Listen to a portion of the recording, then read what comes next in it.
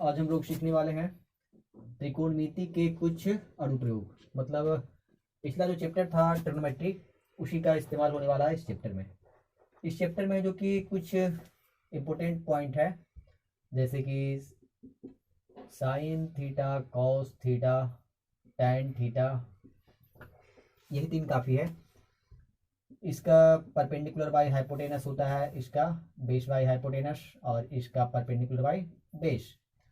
इसके साथ साथ साइन 30 का वैल्यू, 0 का वैल्यू कितना होगा, 30 का वैल्यू कितना होने वाला है, 45 का वैल्यू कितना होने वाला है, 60 का वैल्यू कितना होने वाला है, 90 का वैल्यू कितना होने वाला है, साइन का, कॉस का, टैन का, सभी का जो तीनों ट्रिग्नोमेट्रिकल फंक्शन है उसमें सभी में 0 का, 30 का, 45 का, 60 का और 90 का वैल्यू कितना होता है वो याद रखने की जरूरत है बस।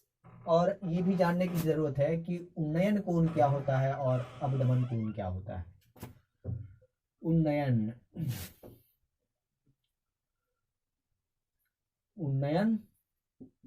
कोण और अवनमन कोण।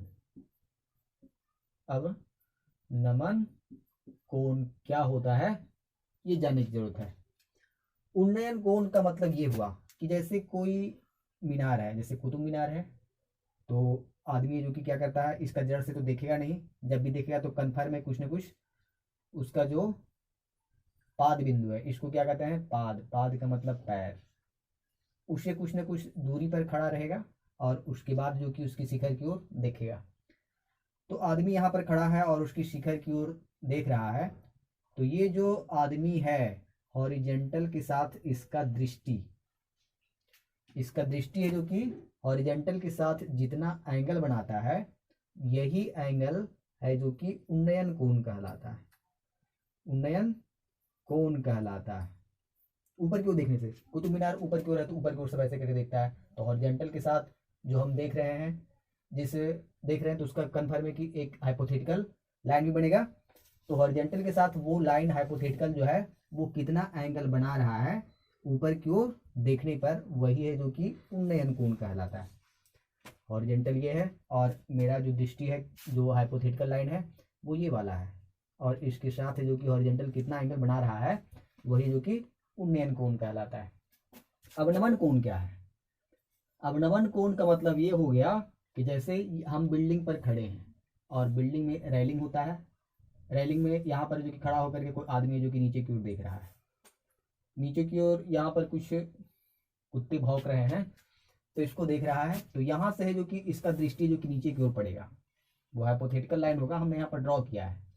तो ये आदमी का यदि सामने देखेगा तो हॉरिजेंटल कुछ इस प्रकार से लाइन ड्रॉ होगा, तो हॉरिजेंटल के साथ ये नीचे कितना की ओर कितना देख रहा है, कितना एंगल नीचे की ओर झुका हुआ है इसका दृष्टि, वही जो कोण है वही कोण है जो क्या कहलाता है, अवनमन। अवनमन कोण। अवनमन कोण। उन्नयन कोण क्या है? कुतुब मीनार यहाँ पर है और नीचे से कोई आदमी देख रहा है, तो उसका जो दृष्टि का जो काल्पनिक लाइन है वो हॉरिजेंटल के साथ जो एंगल बनाता है वो क्या है, उन्नयन कोण है। और कोई आदमी है जो कि बिल्डिंग पर खड़ा है और हो सकता है कि वो अपना रेलिंग पर हो या फिर छत के सबसे टॉप वाले पॉइंट पर हो, तो वहां से जो कि नीचे किसी चीज को देख रहा है, तो हॉरिजेंटल के साथ वहां पर भी जो नीचे एंगल बन रहा है वही है जो कि क्या हो जाएगा, अवनमन कोण। Question number 1, 9.1 question number 1। Question में कह रहा है कि सर्कस का एक कलाकार है, एक 20 मीटर लंबी डोर पर चढ़ रहा है जो अच्छी तरह से तनी हुई है और भूमि पर सीधे लगे खंभे के शिखर से बंधा हुआ है। यदि भूमि स्तर के साथ डोर द्वारा बनाया गया कोण 30 डिग्री है तो खंभे की ऊंचाई ज्ञात कीजिए। देखो, इसको जो कि खंभा हमने मान लिया है और ये मेरा रस्सी है जो 20 मीटर लंबा है, और कह रहा है कि एक पॉइंट से है जो कि बंधा हुआ है और खंभे के टॉप वाले पॉइंट से बंधा हुआ है रस्सी, और एकदम पूरी तरह से टाइट है। एक कलाकार है जो कि इस रस्सी के ऊपर चढ़ रही है और धरती के साथ जो रस्सी है वो कोण बना रहा है 30 डिग्री का। तो पूछ रहा है कि इस खंभे की ऊंचाई क्या है। अब जब ये खंभा है तो कन्फर्म है कि धरती के साथ ये भी 90 डिग्री का एंगल ही बना रहा होगा, ऐसा तो नहीं कि 45 या 60 का बनाएगा। तो हम लोग को एक राइट एंगल ट्रायंगल जैसा शेप दिख रहा है। उसमें से ये है जो कि हाइपोटेनस हो गया और ये परपेंडिकुलर हो गया। तो मतलब ट्रिग्नोमेट्रिकल फंक्शन में कौन सा ऐसा फंक्शन है या कौन सा ऐसा ट्रिग्नोमेट्रिकल रेशियो है जिसमें हाइपोटेनस और परपेंडिकुलर आता है, वो दिमाग लगाना है। क्योंकि बेस से तुमको कोई मतलब है नहीं, बेस के बारे में कुछ पूछा है नहीं, पूछा है खंभे की ऊंचाई मतलब ट्रायंगल, राइट एंगल ट्रायंगल का परपेंडिकुलर। तो परपेंडिकुलर और हाइपोटेनस ये है जो कि साइन में आता है और कॉसेक में आता है। साइन थीटा बराबर होता है, साइन थीटा बराबर परपेंडिकुलर बाई हाइपोटेनस, और थीटा का मतलब यहाँ पर 30 डिग्री।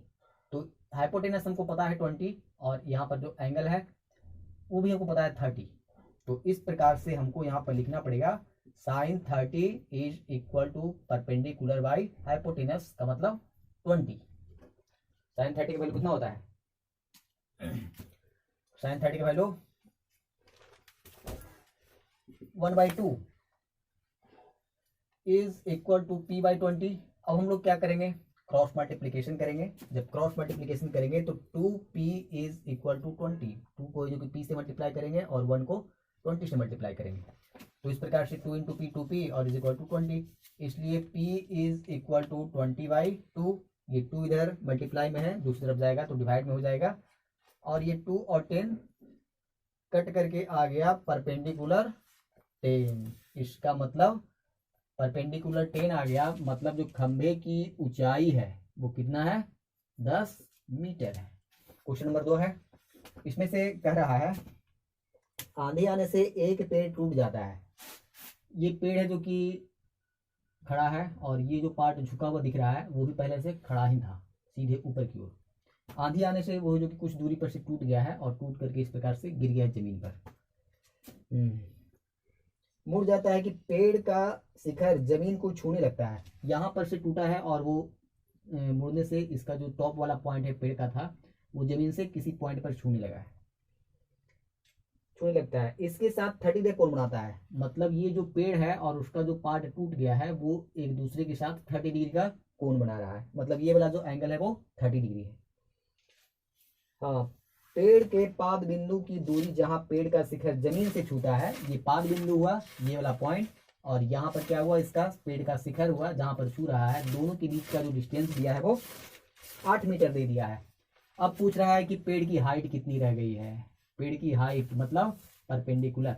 फिर से यहाँ पर राइट एंगल ट्रायंगल बन रहा है, और राइट एंगल ट्रायंगल में ये वाला कोण है जो कि 30 डिग्री हो गया, तो ये है जो कि कन्फर्म है। थीटा जो कि ये वाला एंगल लेंगे तो कन्फर्म है कि ये हो जाएगा परपेंडिकुलर, और ये वाला जो हाइट है, जो पेड़ की हाइट है, वो बेस हो जाएगा। अब ये हो गया परपेंडिकुलर और ये हो गया बेस, क्योंकि एंगल थीटा ये वाला है। तो परपेंडिकुलर और बेस कौन सा ट्रिग्नोमेट्रिकल फंक्शन में आते हैं? tan में आते हैं। वो सोचना पड़ेगा कि किस ट्रिग्नोमेट्रिकल फंक्शन में आने वाले हैं। तो बेस और परपेंडिकुलर कौन सा ट्रिग्नोमेट्रिकल फंक्शन में आता है? तो tan वाले में आता है। तो tan 30 डिग्री का फॉर्मूला लगेगा is equal to perpendicular by base. tan 30 का वैल्यू बताओ कितना होता है? 1/√3। परपेंडिकुलर हमको पता है 8 और बेस हमको पता नहीं है। बेस पता नहीं है क्योंकि बेस है जो कि पेड़ की हाइट निकलने वाली है। वही जो b का वैल्यू आ जाएगा वही पेड़ की ऊंचाई हो जाएगा। तो क्रॉस मल्टीप्लीकेशन कर देते हैं इस प्रकार से। b इज इक्वल टू क्या हो गया? 8√3 मीटर में है, तो मीटर में आंसर। कितना आसान था। क्वेश्चन नंबर 3, इसमें कह रहा है कि एक पार्क है और उसमें एक ठेकेदार को मिला है। बच्चे जो स्लाइड करते हैं वो फिसलनदार पट्टी होती है जो पकड़ करके क्या करते हैं, दोनों तरफ पकड़ करके बच्चे सीढ़ी के रास्ते से ऊपर चढ़ते हैं और उससे फिसल करके नीचे आते हैं।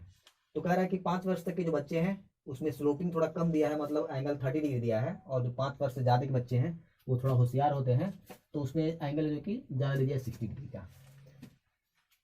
ये भी कहा गया है ठेकेदार को कि जो बच्चे हैं 5 साल के उसकी हाइट है जो कि 1.5 मीटर होनी चाहिए, फिसलनदार पट्टी है उसकी, और जो 5 साल से ज़्यादा के बच्चे खेल रहे हैं उसका जो पट्टी की ऊंचाई है वो 3 मीटर देनी है। तो क्वेश्चन में पूछ रहा है कि ये जो फिसलनदार पट्टी है, 2 पट्टी हमको है, इस दोनों की लंबाई क्या होने वाली है। मतलब इसका पूछ रहा है हाइपोटेनस। हाइपोटेनस और ये राइट एंगल ट्रायंगल दोनों जगह बन रहा है, तो ये परपेंडिकुलर दोनों जगह पर। तो परपेंडिकुलर और हाइपोटेनस ट्रिग्नोमेट्रिकल फंक्शन कौन सा इस्तेमाल होने वाला है? साइन वाला। तो फिर से हम लोग को पहले छोटा 5 वर्ष वाला बच्चा के लिए लगाएंगे। तो sine 30 degree is equal to perpendicular by hypotenuse. Perpendicular का मतलब 1.5 बाई हाइपोटेनस का मतलब सिंपली h। साइन 30 का मतलब हो गया 1/2 1.5 बाई h। तो इस प्रकार से h is equal to 1.5 multiply by 2 हमने क्रॉस मल्टीप्लीकेशन किया। दिस इंप्लाइज दैट का भी साइन देना ना भूले।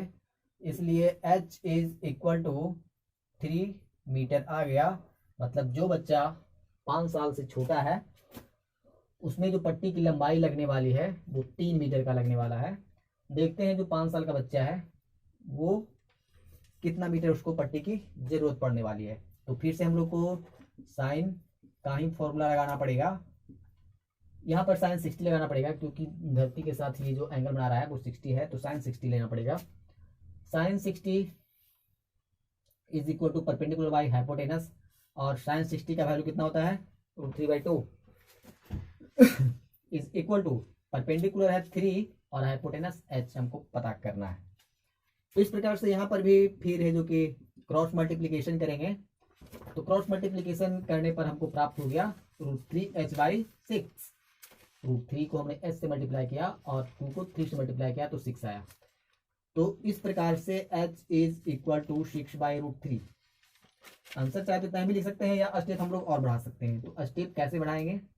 दिस इंप्लाइज दैट कहीं साइन डालते हैं भी। 6 को हम लोग लिख सकते हैं 2 multiply by √3 multiply by √3। √3 multiply by √3 का मतलब हुआ 3।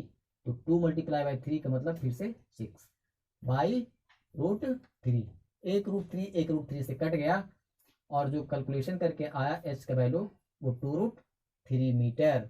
ये हो गया आंसर। यहाँ पर √3 के टर्म में तोड़ना इसलिए उचित लगा क्योंकि बटा में √3 था, तो एक √3 से कट जाएगा और है जो कि मेरा आंसर थोड़ा छोटा हो जाएगा। इसलिए इसको है जो कि इस रूप में फैक्टर के रूप में तोड़ना ठीक रहेगा। नेक्स्ट क्वेश्चन देखते हैं।